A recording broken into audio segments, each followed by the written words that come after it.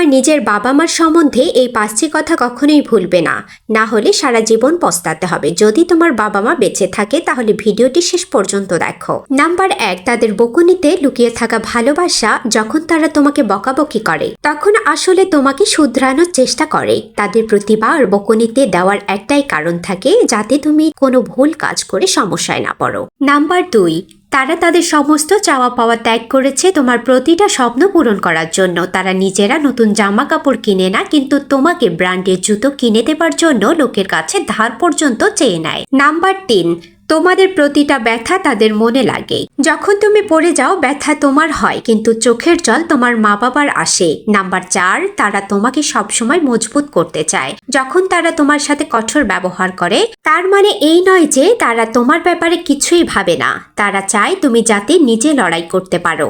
তাই যাওয়ার আগে কমেন্টে আই লাভ ইউ মা বাবা লিখে যাবে।